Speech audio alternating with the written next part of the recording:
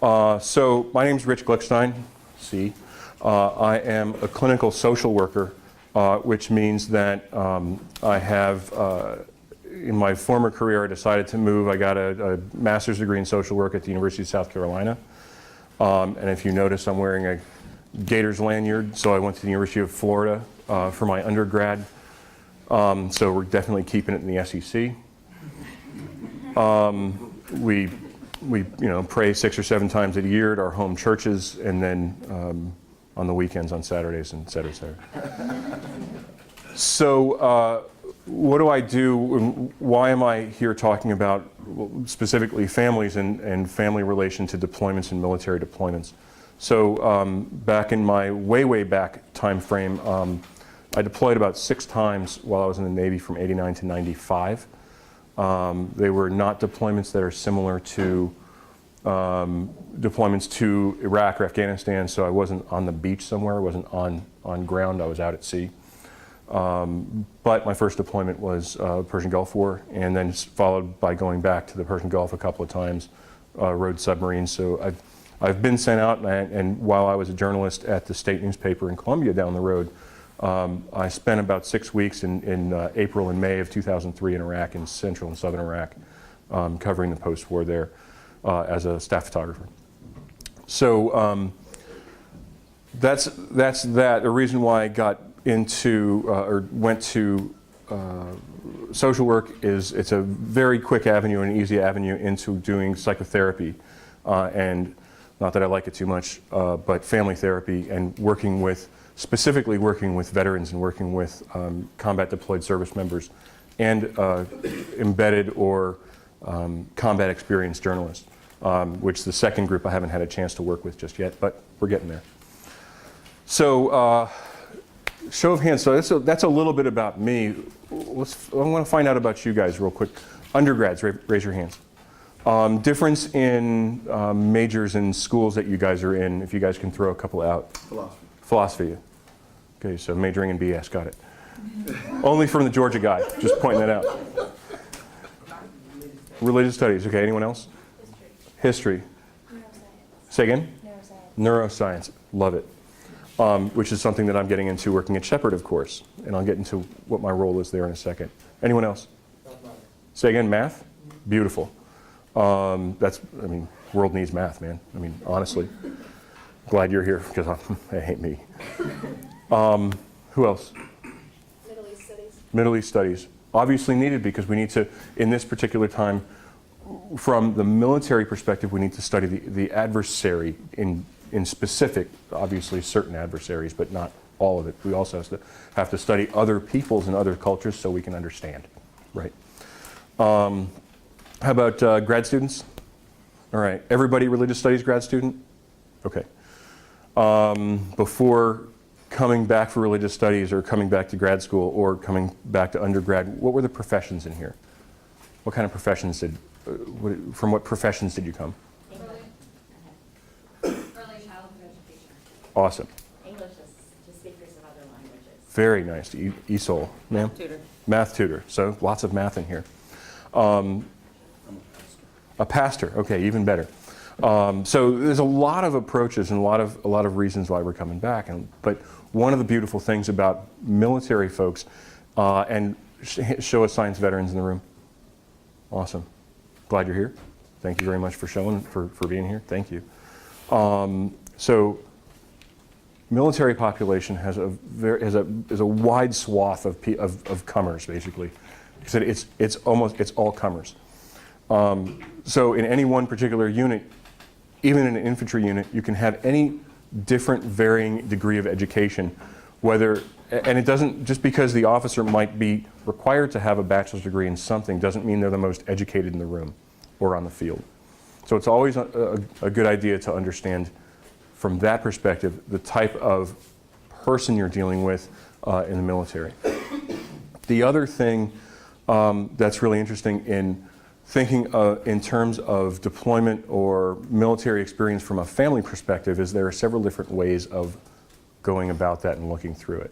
So there's the lenses of looking at it from the family perspective itself and looking at it from each individual family member of what needs they have in order to satisfy their involvement in the family. So for example, need of a 5 or 6 year old child. Anybody have an idea what a need of a 5 or 6 year old child for deployment for their parent? Anyone, family or child development people in here? What's that need? Say again? Stability. Stability, absolutely.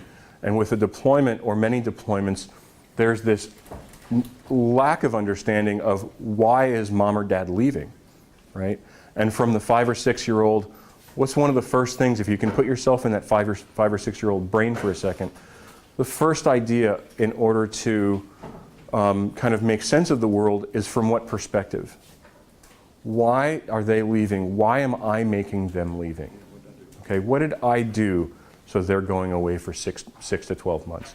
Okay, so it's always looked at it from I perspective, which is very important to understand. The next, so if we look at it from an 11, 12-year-old or even an older, slightly older preteen or teenager, what perspective might they have? Any ideas? A perspective from an 11 or 12-year-old or a preteen might be again, why am I doing, what did I do or what did I do to deserve this? So it's the implication on self, right? The implication on that individual person. From the spouse's perspective, anybody, family members of military deployers? Anybody experience, so from a spouse's perspective, what do I have to do in order to take up for the role that's going on deployment, right? So what are the things that I need to make up for, basically? From the operational perspective, from the military member, it's what do I have to do to prepare to go into a combat area? What do I have to do to prepare to detach for a short time from my family and be able to carry out the mission, be able to do what I'm supposed to be doing while I'm on the deployment I'm on, without some distractions from home. And then how do I reintegrate, right? The other thing, the next perspective, of course, would be from a period of are there things that are premorbid? So that's a way of saying, did stuff occur before everybody entered the military, got married, had kids? Is there stuff baggage that we're bringing with us, okay? Is there, or while someone's in the military preparing for deployment, what kind of things do I need to worry about in preparation? And I'll kind of get into this in just a second, and we'll break it down from this perspective. And also during deployment, what roles do I have to pick up? What do I have to consider from that child perspective? What do I have to do to consider from participation in school, for example? Does the deployment in the absence of a parent temporarily, does it impact the stability and also the ability to attend to what they're doing in school, the ability to create memories, the ability to self-soothe, for example? If the primary soothing parent is going on deployment, what does that do for the child's ability to soothe, right, or self-soothe? And also, so that's during deployment and post-deployment. So coming home, every time we experience something, we're going to be changed in some way, right? So the idea of experiencing war zone, whether it's sitting on the FOB or forward operating base, not even leaving the FOB at all, and not experiencing any contact with an enemy force face to face or even several hundred yards or half a mile. Or if we're doing that, if we're going out and having contact, what kind of fears, what kind of experience do I have, and what am I bringing back to the home? Also looking at that from the family perspective that hasn't left. My life has continued as a family member that might not have left the country. So our school is continuing, PTA is still continuing, community service, job is still continuing if the spouse is working, and it's almost an out of sight, out of mind idea, right, guys? So it's now here's this person coming back, and oh my God, you're a changed person. How do I learn how to fit you in? That's number one, and there's a couple of other things. So let's kind of back up. Before I move on, are there any questions so far? So let's kind of back up and go through kind of a premorbid or before entry into the service, some of the things that we worry about or that we have to consider. What kind of experience did the service member or the spouse have from their childhood? What was the relationship with their parents? What was the relationship with the people that raised them? Was there abuse in the home? Was there ability does the service member have the ability to self-soothe? Okay? So this is one of the key points in neuroscience, actually, that is the brain of the person working in the way that it's going to best help the service member return from deployment or experience any type of traumatic event? Can I tell myself, I know it's going to be okay if I can let my emotions ride out, and I can let my emotions out in order to ride out, right? What kind of attachment ability does that person have, okay? What kind of premorbid stuff is happening with the spouse? What kind of premorbid stuff is happening with the children that's before deployment, regardless of when the kids were born? Do they have, are they a special needs child? Do they have an issue of, what's the word I'm looking for here, an autistic spectrum, okay? So even from profoundly autistic, where there's not a very strong ability to attach to another person, there's a strong pull from the parents in order to attend to that. But now I have a child that has a very strong, very difficult ability to attach from any part on the spectrum, even someone who's what would be called Aspergery, okay? I thought I'm putting labels on people here, so understand that, please. But within autism spectrum, there's a very tough ability to attach, and so without the ability to attach or making it very hard, it's very hard to self-soothe, it's very hard to understand and empathize and put myself in another person's position, okay? And so there are considerations to be made there as well. And what are the effects on the family unit before service? What kind of things were going on in the marriage? What kind of things were going on in the interpersonal relationships between the children? Okay, the children and parents. So before deployment, there are ways that people go about kind of being able to put the attachment on hold or pause. So and this is different for each member of the family. So if a family member is doing some sort of, if the spouses are making sure that they say, okay, so I'm going on deployment, let's make a plan for what kinds of things, what you're going to have to pick up, what I'm going to have to put down, and if they make a smooth transition over the course of several weeks or months, then it's adding a little bit to my plate at a time if I'm this family member staying home from a deployment. If I have to pick up, looking at traditional parental roles for a second, what are traditional parental roles or traditional household roles of male versus, any ideas? Traditional household roles. Pick one and throw an idea out here. Nurturing. Nurturing for which one? Female. Okay, so traditional. Nurturing who? Children. Children, okay. My abbreviations for, I apologize if my English doesn't look like English. Others? Provider. Provider? Male. Male. Okay. Now, I'm asking for traditional, so I know that in many families this differs, okay? So I'm not trying to pigeonhole. Sir? Protector for male. Protector for male. So let me identify something. If we have a dual service marriage, we have two people who are trained in self-protection and protection of family, physical protection. This one might shift. So just an idea of that point that I just made, but thank you for that. Next, who else? Traditional roles? Cooking, cleaning. Okay, so this actually goes right into a nurturing thing too. So who's providing me my life source? Because that's essentially what that is, right? Others? Sir? Organizer. Under female, okay. Okay, what others? I want two more.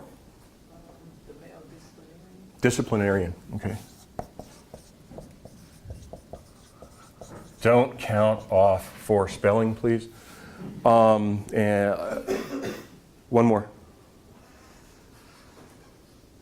Traditional role for male or female for parental, ma'am. Homemaker for female. Homemaker for female. So is that, let's put it in different words where we're bringing it into the 21st century. Queen in the house. Okay, so what else goes into homemaker? Providing, like inviting atmosphere kind of a thing too. Okay. Decorating the house. Stability, so I'm hearing management.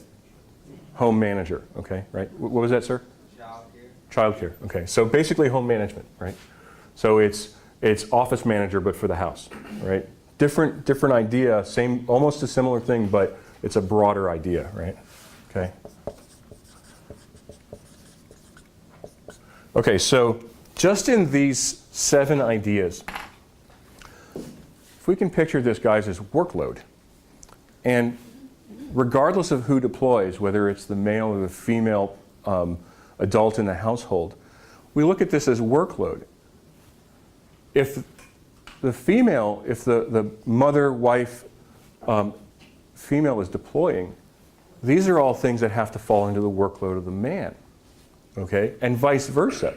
So if protector of the household, in the traditional sense, from that family perspective, falls under the dad, father, husband, now we have to shift. So what does that look like? And from whence did people come? Does the family equate knowing how to operate a firearm as the protector? And what part of the country might they be from? What culture or subculture did they grow up in? So there's a lot of considerations. So what also disciplinarian, if the father is the disciplinarian and mom always says, no, wait till your dad is home and he'll handle it. Well, now mom's got to be the handler. So there's a lot of workload shift.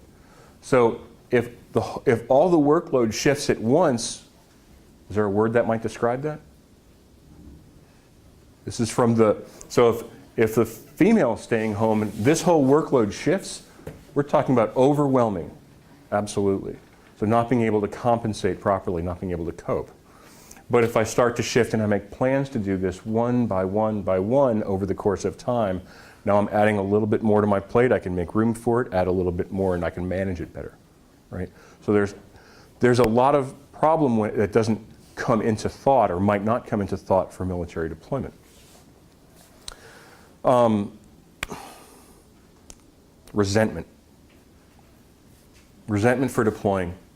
This is a very big thing, whether or not the spouse or the child feels that they know why the service member is deploying. What does resentment look like? What does resentment look like for the child or for the service member not being present from the child? How does that interplay interrupt family cohesion?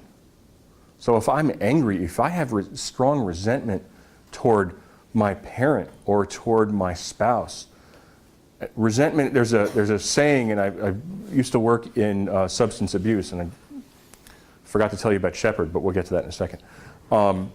So I used to work in substance abuse treatment, and the saying that they have in that realm is, resentment is the poison that I drink and I want you to hurt. Right? You've heard that before. And the idea of, I'm going to suffer through something because I'm so angry at you and I'm going to allow that to interfere with the relationship. In the beginning, it might be easily solved, but as that builds and as I start to stuff more, I've got more and more in my little box. But if I open that box when it's overstuffed, it's going to burst like a balloon, right? So there's going to be outburst. There's going to be interpersonal struggle. Any questions so far? So let me pause for a second and go back and tell you about what my role is at Shepherd and what we do there, because I totally forgot to do that. So I mentioned I'm a psychotherapist. I work with a psychologist. We're partners in working in evaluating and treating to an extent in the Share Military Initiative. Write that up here.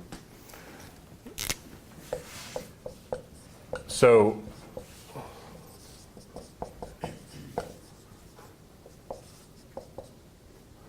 TIVE, got it.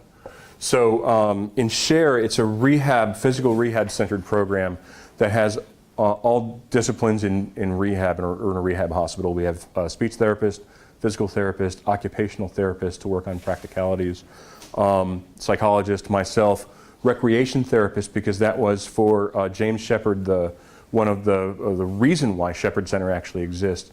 One of the reasons why that helped his recovery from spinal cord injury was the recreational piece and being effective and being able to actually have an enjoyable life. So we have all those disciplines, including myself and a psychologist.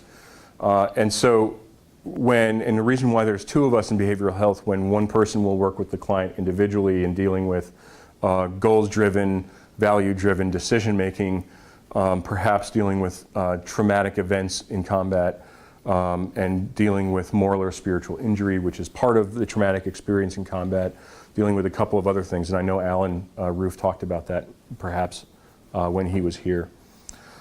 So when one person works individually, the other person works with their family in support of the veteran who we're working with, or sometimes active duty service member who we're working with, in order to get best outcome.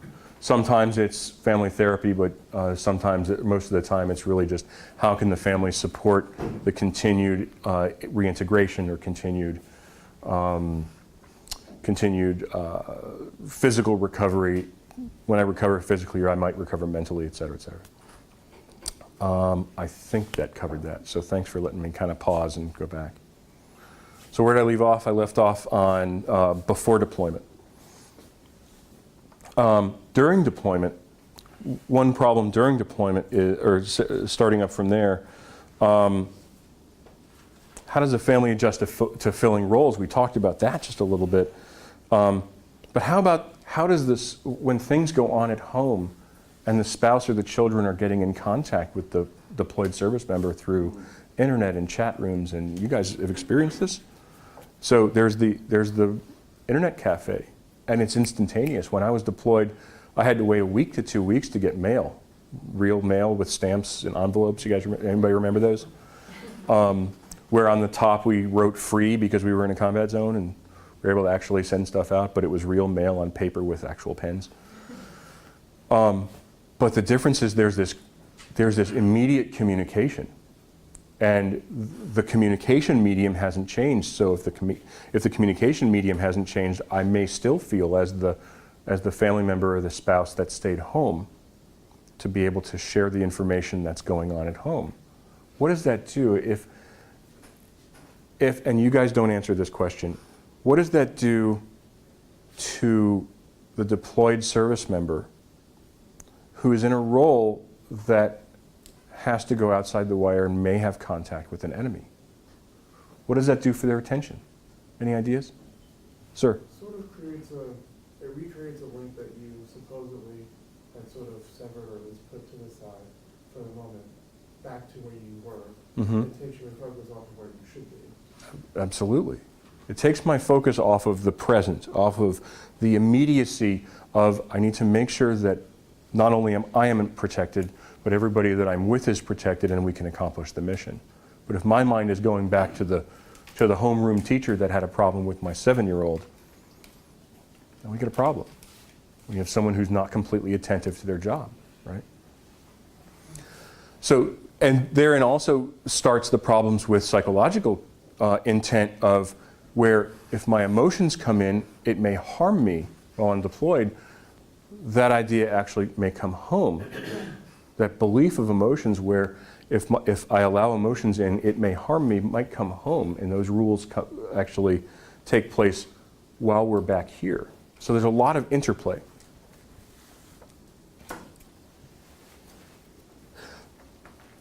One other potential benefit of several spouses being in the same geographical area is they may seek support from themselves or from each other. Yes? So the idea of several parents being in the same area of if one has to go off, they can have hopefully, in a perfect world, have a good idea of community and other people caring for other families. So if one parent has to go off and take care of a sick grandparent or their parent, the children can be looked after. But if that support happens where there's an inability to attach from childhood, where there's a, how should I put this, where there is previous history of infidelity, where there's emotional support that needs to be obtained from somewhere else, now we're getting into areas of other problems, right? So now we have other issues where the spouse that remains back may decide that they want other emotional support from other places because they're not getting it from the primary emotional support of their spouse. So now we're into a whole other ball of wax, which creates problems, of course, when we come home.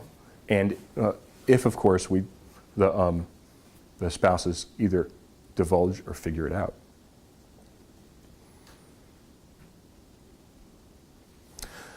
So moving into, I already mentioned the third thing that I wrote down. So moving into, one other thing about deployment. So there are places, there are types of jobs that communication physically cannot happen. Special operating forces, they're always dark. And that includes Rangers or other special forces or SEAL teams. Submarine service, they're always dark unless someone pulls in and they can get physical paper mail out, all right? Always dark.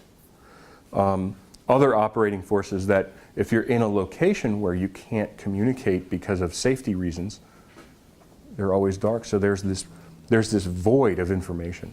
When there's a void of information, the mind is always going to want to go and create and fill the void for us. Okay? So after deployment, how does a family system or the family unit interrupt it, or how does it help or harm after the deployment? Well, I mentioned earlier that the service member who goes on deployment, regardless of where they are or what interaction they had with any potential enemy force, there's a change. So if I'm coming home and I'm changed, and my spouse says to me, "God, you're not the person that I married." Let that sink in for a second. You're not the person that I married. What is that, and responses here, what does that say to that individual who came home, who went on deployment, did what they did and came home? You're not the person that I married. What part of the individual does that attack, basically? Any ideas? Anyone? Bueller? Absolutely, sir. That's personal identity is if I know who I am, and I go down range, or I get deployed, and I come back having experienced something different, and now I'm calling into question who I am, what my decisions were, whether there's a God or not, that I should be angry at God, or that I have a greater connection. So all these things change who I am or who I identify myself as.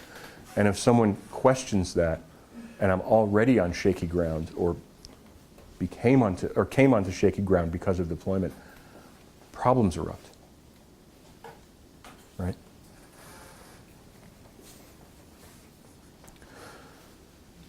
Also, reintegration from family. So let's say these guys shifted over to here. All right. Again, I'm assuming for a second that the husband may have deployed. So let's say that all of these things shifted. Now, these 7 things, plus a whole lot more, are in this woman's portfolio of responsibility. But home he comes. Let's assume that there's no change in self, there's no change in belief of anything or religion, no change in ability to operate.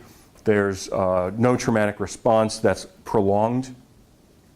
Notice I said that's prolonged. So after 3 to 4 months or 5 months, he has reintegrated successfully and come back. Now she's got these 7 things in her portfolio. She's doing it actually really well. But he wants to take this stuff back. Now what? So there's always this interplay to consider, and for a highly functioning family, there's communication. For a family that doesn't function as well, communication suffers. Communication, honesty would be the foundation. If we put it in a idea for a second of a house, literally.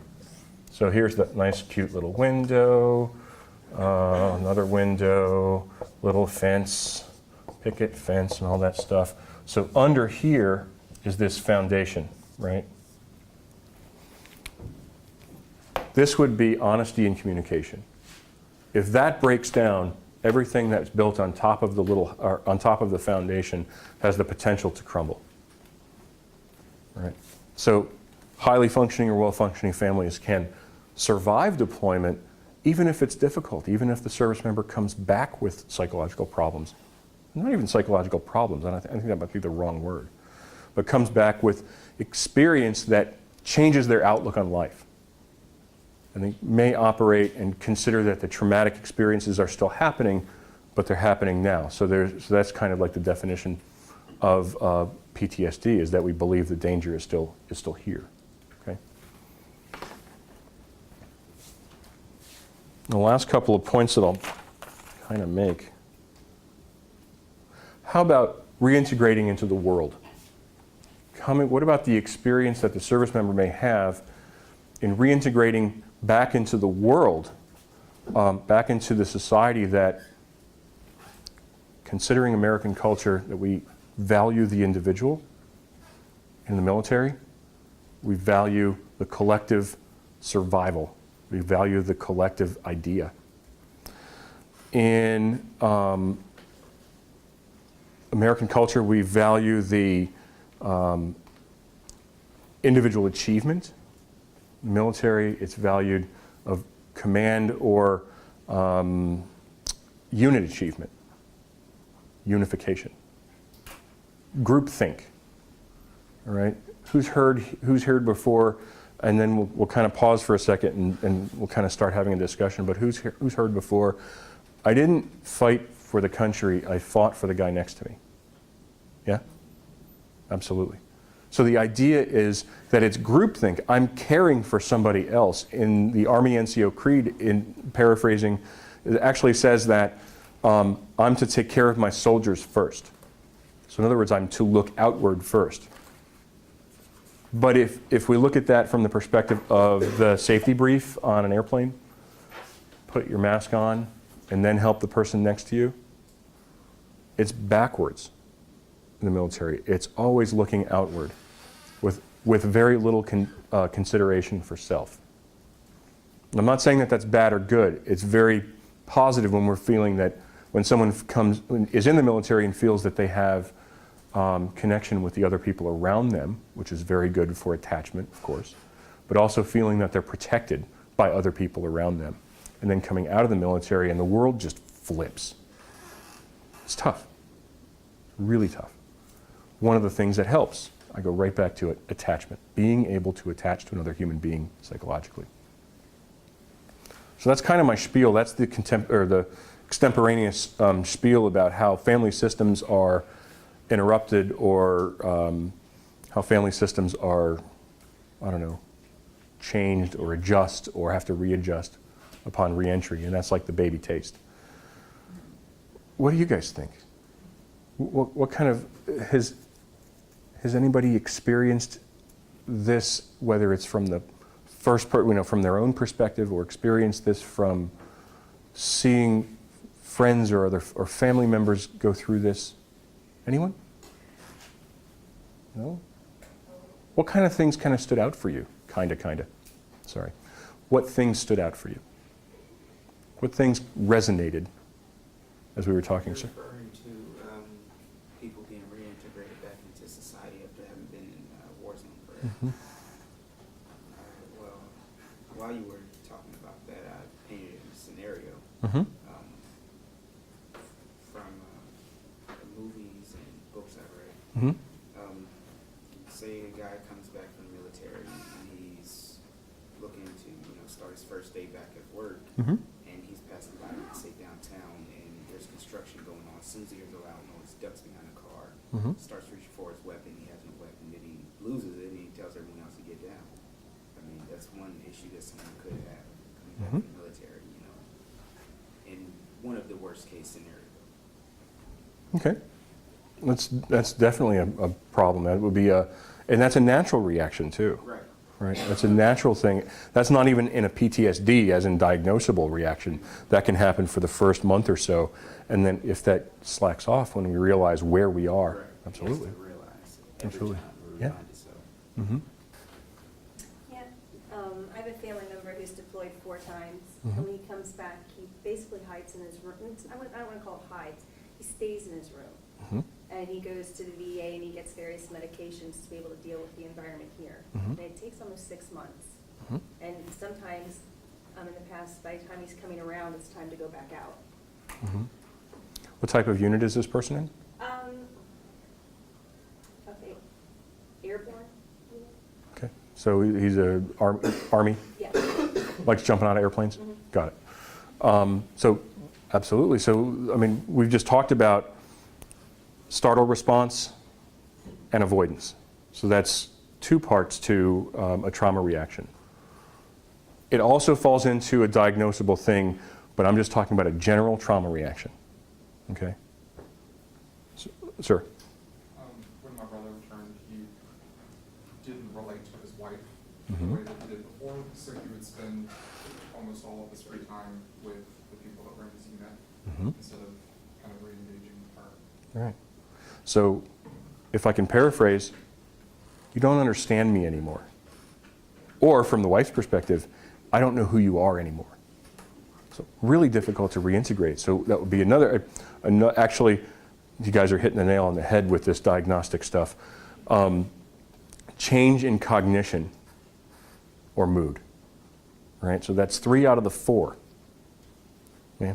Yeah, I knew a family that he was in special ops, Mm-hmm. so adjusting to, and this was during there weren't any active combats going on, but she would expect him home for dinner and he might not show up. Mhm. So this suddenness of loss, and then one day, anywhere from a week to several months later, he would just show back up. Mhm. And they had children, so it's the suddenness of him leaving and then coming back, all Mhm. without warning, was very difficult. Mm-hmm. If you can sum that up in like 3 words. Yeah, absolutely. Absolutely. If you can sum it up in 3 words. And it's very tough. Security, knowing what's going to happen, so to speak. So you're absolutely right. It's the not knowing would be the non-technical way of putting it. You know, the surprise. What else resonated? I would say the resentment resonated the most to me. Mhm. It's just knowing like, they are being deployed and you do have to take on the roles, but that person somehow becomes resentment because they left. But you have, I guess, the conversation of acknowledgement why they left, they have to go do a job. But I guess when the role shifts so sudden, Mhm. kind of provider, protector, or vice versa, like you said, I guess it would more so be communication because things may not be right at home or Right. the baggage that came before, and then that person is now gone, Mhm. and then they end up resenting. So I think like that was a big thing that resonated. How can you resent somebody that's going to do their job, Mm-hmm. and now you have to take on these roles when you knew there was a possibility that this couldn't happen? Absolutely. And everything you said is absolutely correct. And even if the person who has the resentment resents the Army or the Navy or the government or the DOD or the presidency or whoever actually decided to prosecute the war, but who's the easy target? The spouse. The person, I mean, and they can come in, and I can't remember exactly what the medical term for it is, but there's this thing called face blindness that some people experience, especially in brain injury, where the face might not even matter, but it's that representation of uniform that walks in. It's like, oh, I'm so angry, but you're my easy target, you know? Absolutely. What else resonated, guys? That's more of a result of all of this question. Sure. Divorce rates very high in America, period, but are there statistics about divorce as far as military families that have had deployment? Is it Is it markedly increasing, increased? Honestly, I don't know numbers on that. My guess is depending on the ability for the marriage to cope and adjust, it's probably a little bit higher. Not working here. Mm-hmm. It's probably a little bit higher. Matter of fact, the last time I looked, divorce rates in the United States were actually going down. That's right, I just read that one. But so it was like at 50% or something like that, somewhere in the 80s or 90s, and it's actually coming down a little bit. People are making a decision either not get married or make a better decision. Sir? I was actually going to say something very similar to what is your house over there had me thinking. You said the foundation of the house was communication and honesty, and all of it sort of makes sense. It seems like common sense. If you want anything to work, you need to be honest and you need to communicate. I can see that being a really big barrier, I guess, especially when you're married. And so I had myself thinking, honesty and communication, those are things we do.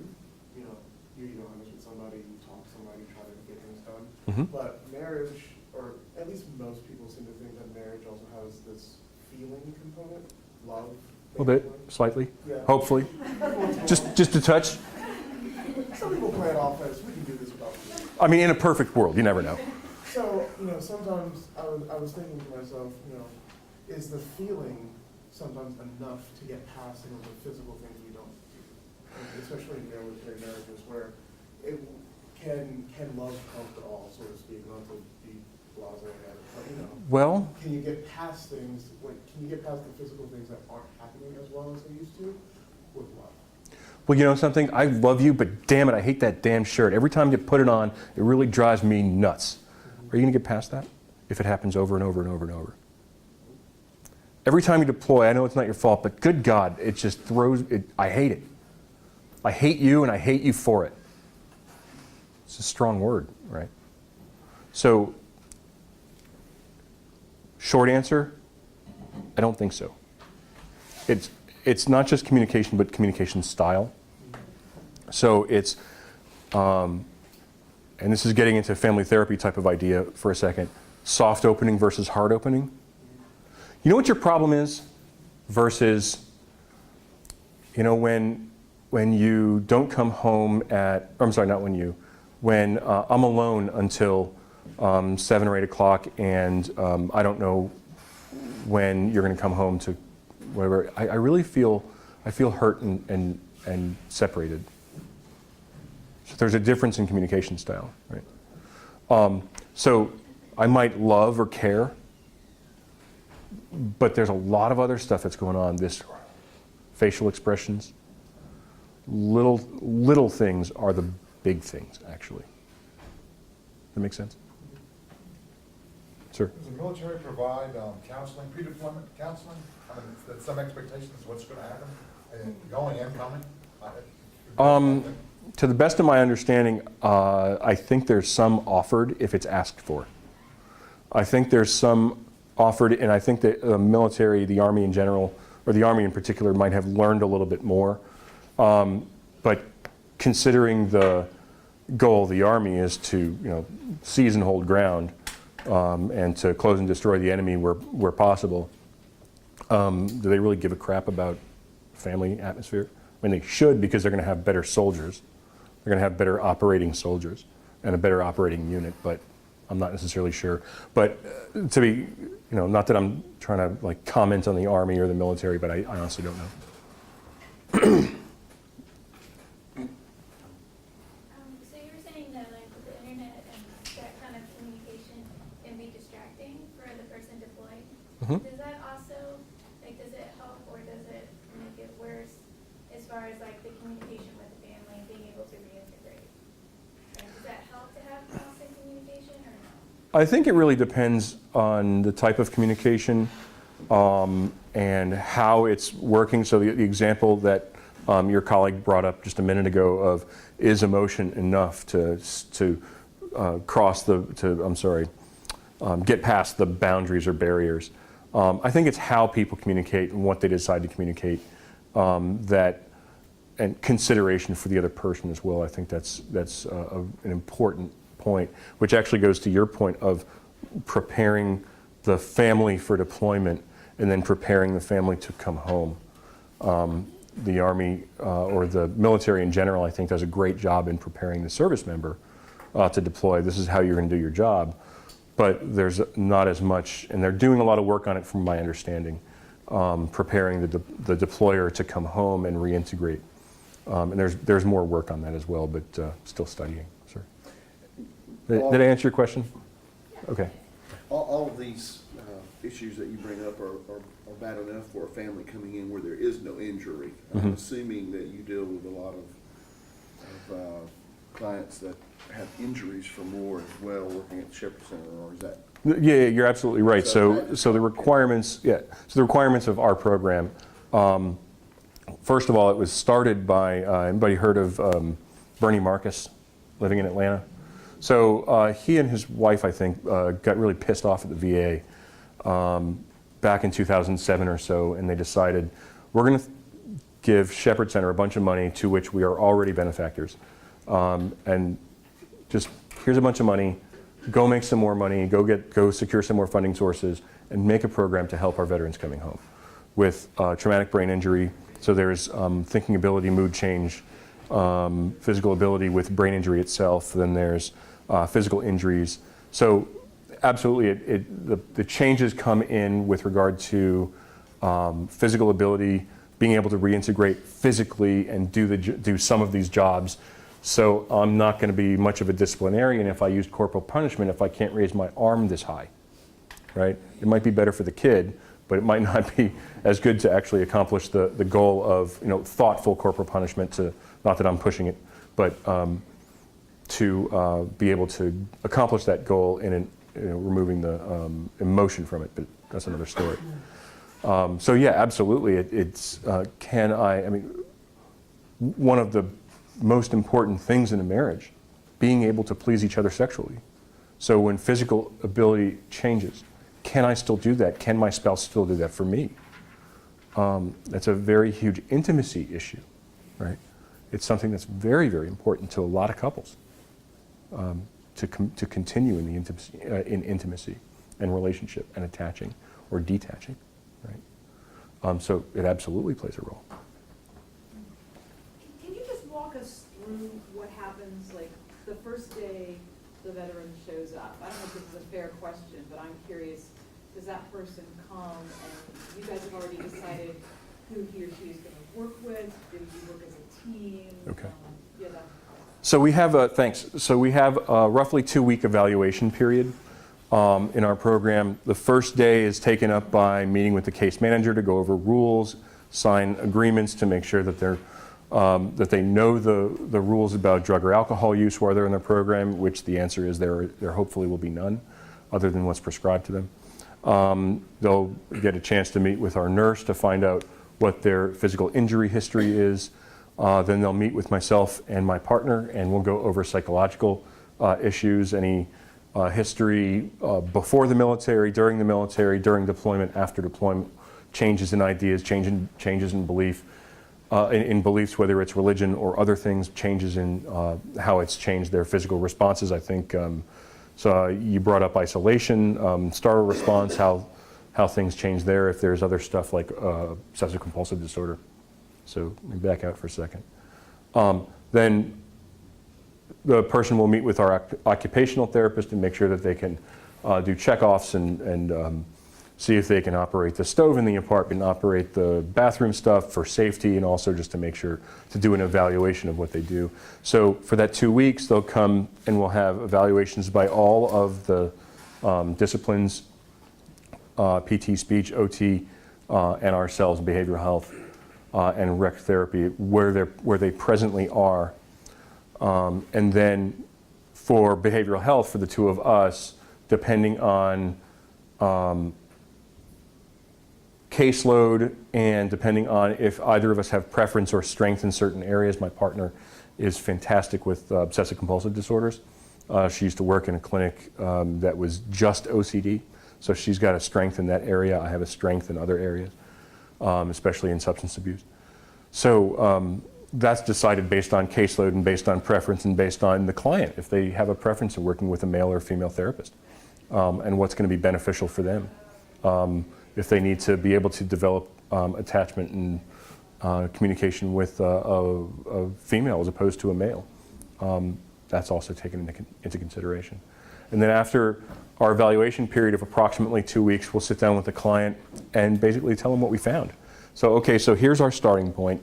You tell us that you want to be able to, and this is a very important part, is identifying the client goal. So the client goal is I want to be able to walk again. That's not the goal.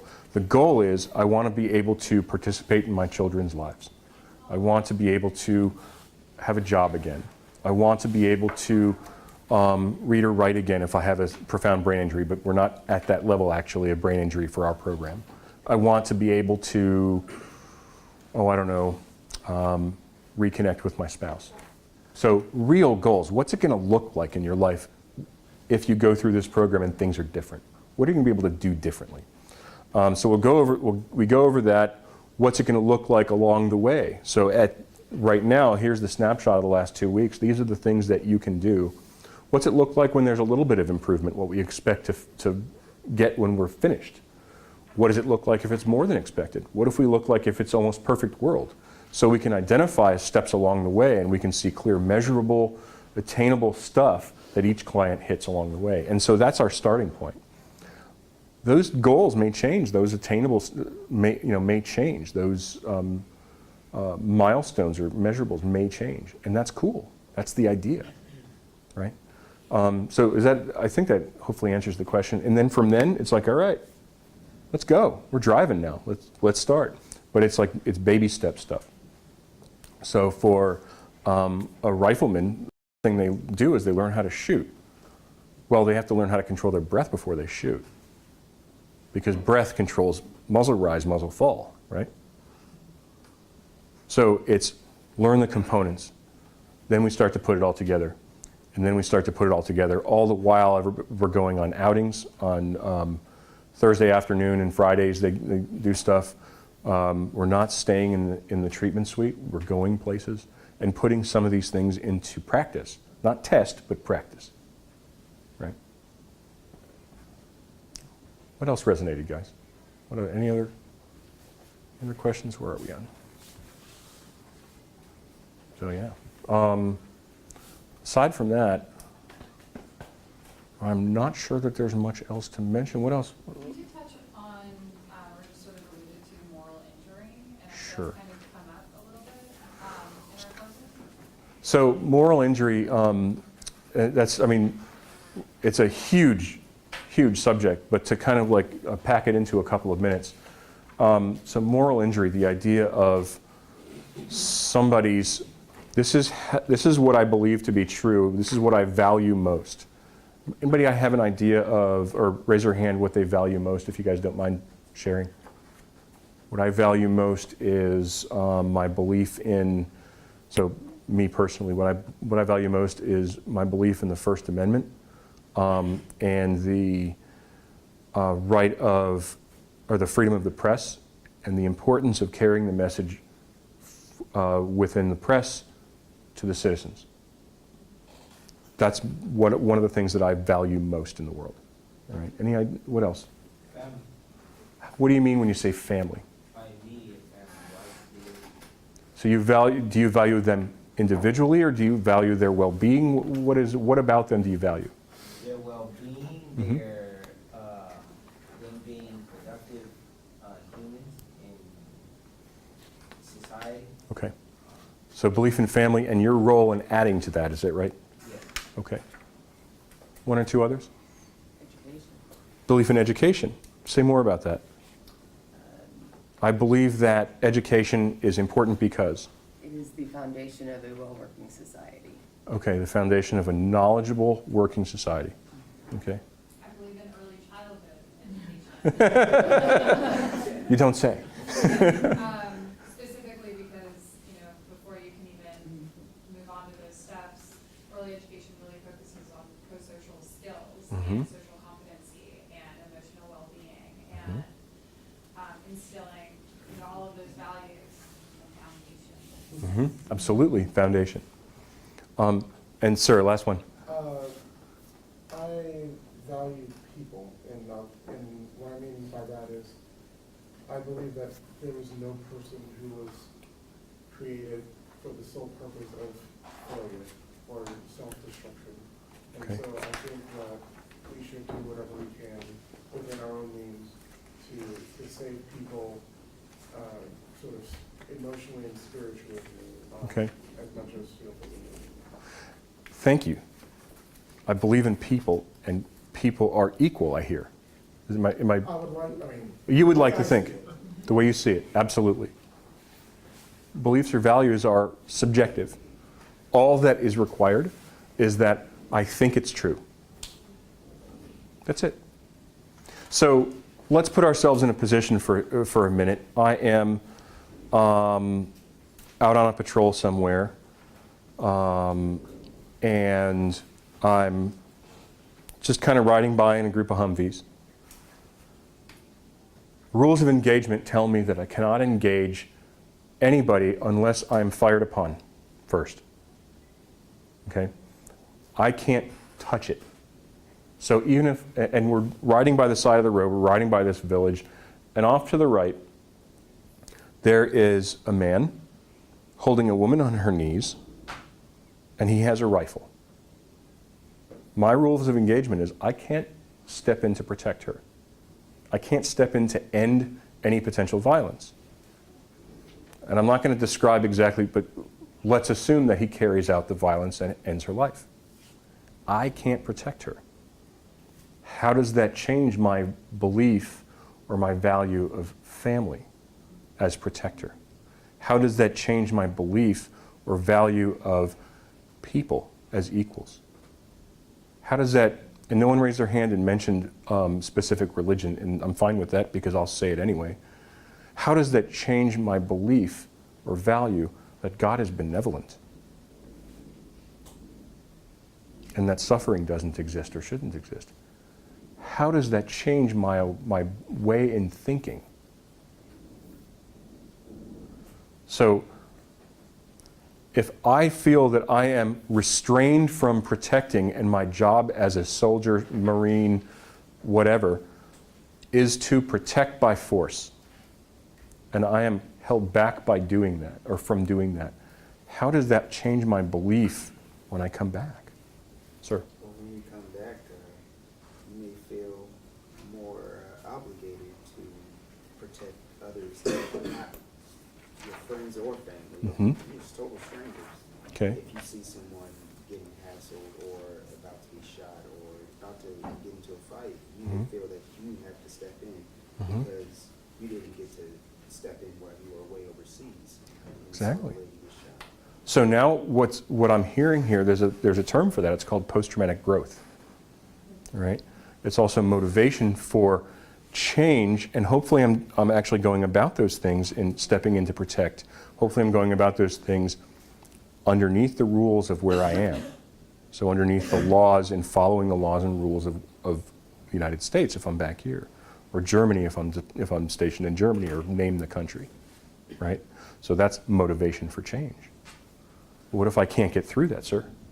I think you can compartmentalize Mm-hmm. that by, in another scenario, even though we're human.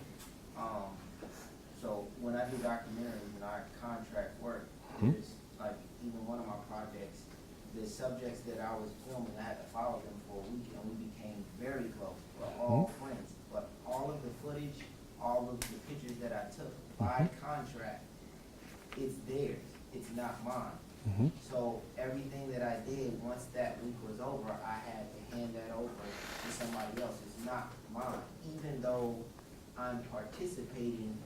The only reason I'm participating is because I signed that contract. So for a military soldier, once they sign on, I'm not saying all of them, but I think that some of them can compartmentalize that and say, it's because I signed this contract, no matter what happens while I'm in this place, it's still connected back to the military. When I come back home, that's me. Okay, so what happens then if I have this love for the military and I feel unprotected? You see what I mean? I mean, there's all these potentials. I'm turning around the what ifs because I hear the what ifs all the time. But I see your point. The hard part is that when we come home from deployment, usually what happens is people operate for a certain period of time under the rules that they were operating while they're on deployment. And they bring those rules back because there's a very limited amount of travel time. So a difference between travel time now, or actually travel time World War II, returning from Europe or returning from Asia or the islands, the Pacific Islands, 30 to 45 days or longer. The difference between 30 to 45 days or longer in a ship's hold with other service members, sharing stories, allowing emotions to come out, grieving for lost people, versus like 24 to 36 hours flying home, getting deposited onto the beach here. And so there's problems that arise from that. What if the things that I see creep into the beliefs and I can't compartmentalize? I mean, I get your point, but we're talking about what we believe in and what we do and how we value, what we do in support of our values. I value my family's well-being. Well, if I can't protect my family, what good is that value? And it turns into, so again, do I have a problem with the God that I might worship? Do I think that God protected me and brought me home safely, and there must be something there, and so that strengthened my relationship? Okay. Other way around. Am I angry at the God that I believe is benevolent, that I was asked to kill? Even if it was soldier to soldier in a lawful exchange of fire. But I was asked to kill, and that goes against my beliefs, so it's not taking. So he had his hand up for just a second. I have a question that's a little extrapolated Mm-hmm. now. As a psychotherapist, I guess when or where do you study moral injury? In the sense that I'm a psychology minor, and when we were talking about PTSD and anxiety disorders, I brought that up, and my professors were like, that's a philosophy, that's not. So like, I guess. First of all, who are your professors? And it's a philosophy that moral injury it shouldn't be considered. Like it's never brought up in my psychology classes, and I find that really interesting because it's So- such a big deal. So in post-traumatic stress disorder, and I was having this conversation with Andrew actually, with Dr. Cohen in philosophy department. In PTSD, there are 4 major areas: traumatic events plus arousal, avoidance, intrusive memories or thoughts, and change in cognition, thinking, or mood. That was elevated from the DSM-4 to the DSM-5 as a major area of a PTSD diagnosis. Okay? Some part of change in thinking is nowhere is safe. I have to be armed everywhere. I have to be carrying something under here all the time. I need to be able to protect myself at all times. I have to have my back to the wall. Sure, that's a change in thinking. But a change in thinking is also beliefs. It also has to do with where do I fit into the world, and where do I fit into the world with me or my God? Where does my beliefs or values or whatever it is that I worship, right? So my personal holiest of holies is the Constitution of the United States. That's just me.